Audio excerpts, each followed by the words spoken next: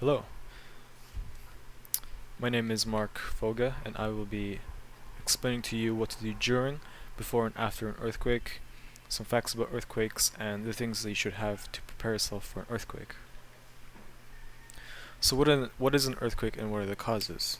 So a lot of you probably know what an earthquake is, but don't know what causes an earthquake. So as you can see in this picture here, an earthquake is when a fault underneath the ground slips, and this causes a release of energy and makes the ground shake. Some of these can be mild, and some of these can be very destructive and deadly. So these are the active fault lines that are being monitored. These are very dangerous fault lines, and we have to monitor them so that we can prepare ourselves if the event ever occurs. So this is actually the most destructive earthquake in the Philippines, which is the 1976 Moro Gulf earthquake and tsunami. It's not only an earthquake, it's also a tsunami. This took place on August 17 at 11 a.m.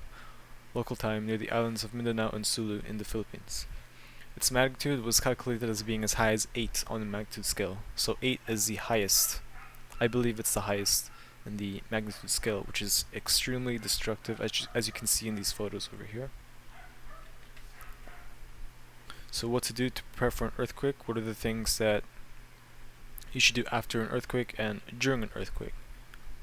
So before an earthquake, it is important that you practice and understand the duck cover and hold method. The thing to do before an earthquake is to secure heavy household objects like refrigerators, television, and things hanging on walls. After an earthquake, you should leave the building safely and calmly and find an open area. The things that you should have to prepare for an earthquake are a supply kit, food and water prepped for several days, a flashlight, and a whistle. So it is also important to create an earthquake emergency action plan. This is so that you can prepare yourself further for an earthquake.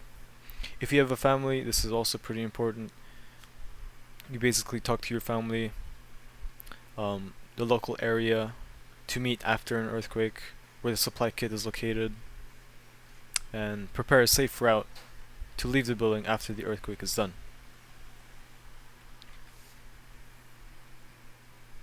It is important to remember and know all the important contact information to maximize the safety of yourself and others. These contact informations include the local fire department, your nearest hospital, and the Disaster and Risk Reduction Council, and of course your family. So here are the concluding statements. Remember what you'll need to do in the event of an earthquake: the duck, cover, and hold. Secure your household items. Secure heavy objects like the refrigerator, TV, or things hanging on walls. Memorize important contact information. Prepare food and water that can last for several days. So that is it. Thank you for listening, and stay safe.